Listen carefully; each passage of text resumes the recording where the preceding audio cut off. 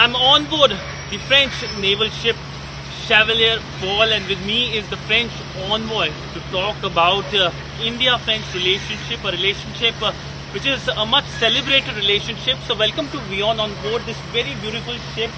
My first question to you is, how do you see India-France relationship? There has been engagement between both sides. In fact, the Indian Prime Minister, the French President, met recently on the sidelines of the G20 summit in Rome. Actually, they never stopped to meet and discuss. I mean, all along the last 2 years, the COVID crisis, they've been talking over the phone, and as you said, they met recently in Rome for the G20. There's an exceptional level of trust and confidence between the two leaders, and they share the same aspiration for a strategic economy for their countries. So it's no surprise that they should talk, discuss, and we're able now to launch this sort of exercise with a wonderful boat from the French Navy. Sir, defense has become one of the key pillars of this relationship. In fact, many have been saying that France might replace Russia when it comes to India's defense relationship. How do you see this defense relationship prospering, and how, in a sense, that both countries can be engaging in the future? Well, I should say it's nothing new. I mean, we've been cooperating for decades now. The first cooperation on the aircraft jet was in the 1950s. At that time, it was a plane called Tiffany, and since then we've been cooperating on Jaguar, on Mira 2000, and now on Rafale. Same for the Navy. I mean, we've been outstanding cooperation. We've had this year a major exercise with Varuna again, and we had an exercise La Pérouse in April of this year, where we were happy to welcome with India over Quad countries, and that was a major exercise. Sir, your naval ship has arrived here on the port of Mumbai. We are having a number of exercises as well. How do you see the arrival, the visit of Chevalier Paul when it comes to the port call to Mumbai? Well, it's a nice symbol of our joint commitment to ensure security and freedom of navigation in the IndoPacific. We want to do more and more jointly. And as said, I mean, this is not pure visit by a ship from the French Navy. It was also the occasion to have a 2-day exercise where we've been testing along with planes from both countries, 16 of them. We've been testing the ability of India and its capacity to resist an attack from the air and to successfully. And I think it's been very encouraging to see that.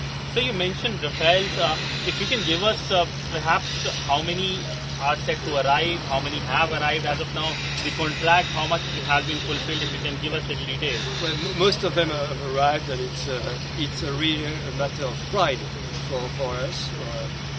Because in spite of COVID, in spite of all the hardship of the last 2 years, where factories that were closed for weeks, we've been able to deliver on time. And in France, teams have been working extra shifts, they've been working nights, weekends sometimes, to be able to fulfill the commitment. And I think that's what trust is about. So as of today, 29 have been ferried to India, and 30 actually have been delivered to India. It's been delivered in France, in Mérignac. So we are fully on time, and we're going to reach the target of having all the 36 delivered by April of next year. April of next year, important deadline. Talking about the Indian Ocean region, you have the Indian Indo-Pacific vision as well. You were one of the first countries to come out with a statement on the vision. How do you see the French role in the Indian Ocean, and particularly when it comes to the Indo-Pacific concept or vision? Well, we see it big. Actually, we feel that we are the country of the region. We feel that we are India's neighbor. We are, as you know, we have territories in the region, and quite large territories actually. Not in population. For France, it's a large population. We have about 2 million. French people in the region. But we have territories which provide us with a second economic special zone worldwide. It's something very important, and we have troops, as you can see. We have roughly 7,000 troops in the region, plus ships and going through the region to ensure freedom of navigation.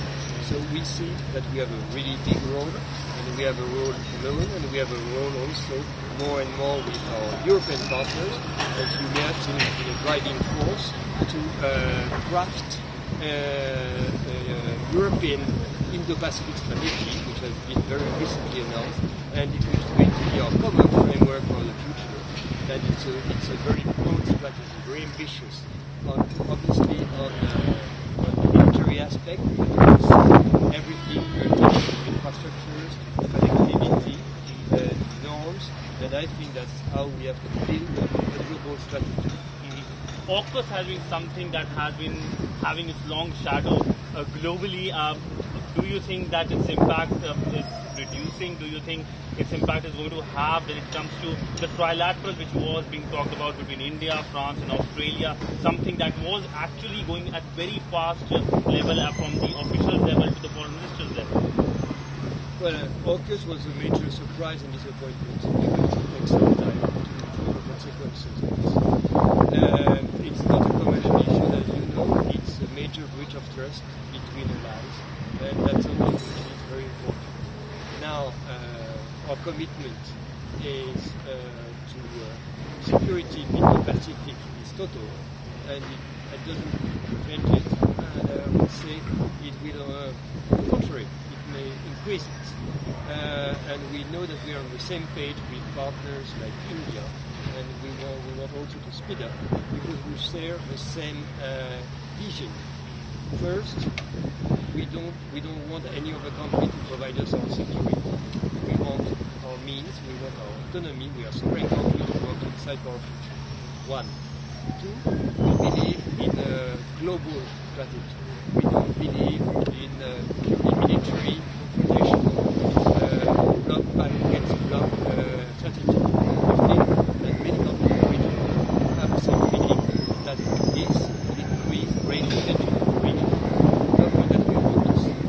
We feel that strategy must be a more holistic one, that we need to be not only to build some military assets, but also that we need to provide alternative, positive one. Countries are the region wants to develop, which is legitimate. They want to build infrastructures, they want to build roads, they want to build ports, they want to have means to finance that, and we want to be there with India to provide this alternative and to have a more global strategy with India, with our European partners.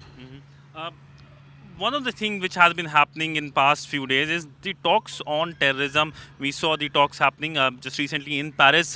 What has been the progress? Where do you see this partnership going on dealing with the issue of counter-terrorism? In fact, a joint statement mentioned many of the Pakistan-based international terror groups, some of them involved in attacking the various places here in this very city in Mumbai way back 10 years ago when the 26/11 happened. You know, our cooperation on terrorism is a very strong one because our two countries have been and still are victims of terrorism. So we know that we have to cooperate on that. So it's a very operational cooperation. All our units in charge of counterterrorism are sharing intelligence, they are sharing best practices, they are training together. And that's very important. And when it comes to training together, our elite teams are working together. The National Security Guards, the Black Cats, and I visited them recently, are working very well with a sister institution in France. But also, we're working together in the multilateral framework. Obviously in the Security Council, and India's presence in the Security Council this year is very important, and it has increased our cooperation. As we know, we are a strong proponent of more India in the Security Council. Actually, we would like India to get a permanent seat in the Security Council. And it yielded results. I mean, in 2019, our cooperation has made it possible to enlist on the sanctioned committee list a terrorist like Masoud Azhar. And it's been a joint attempt by France and India, and we made it. But it's also true that we work on long term also. We want to tackle the roots of terrorism, and that's why we work on the financing of terrorism. And I must say that we are very proud that India has accepted to host the next session, the next summit of the conference No Money Against Terror, which is a process which we started by France 3 years ago. And now we're happy that India is going to be the host of the next meeting. Any time or date when is this meeting is going to happen, sir? Well, I think COVID has disrupted a bit the schedule, but I understand that the Indian authorities are willing and actively preparing the conference, and will announce soon a date. So my last question to you, can we see some high-level engagement in terms of physical visits by either of the leaders very soon? It has been a long time. President Macron came to India way back in 2018, so it's high time. Or can the Indian Prime Minister be going to France soon? Well, you're right. I mean, it's been too long. Given the level of friendship and trust, I think the two leaders are very eager to meet in person and to have a substantive discussion among themselves. So I wouldn't be surprised that in the near future you're going to have some high-level and important visits. Yes. Thank you so much, sir, for speaking to WION. So there you have it, the French envoy speaking to WION here on board Chevalier Paul, the French naval ship which has made a port call here in Mumbai. With video journalist Sidhant Sibal for WION on board Chevalier Paul.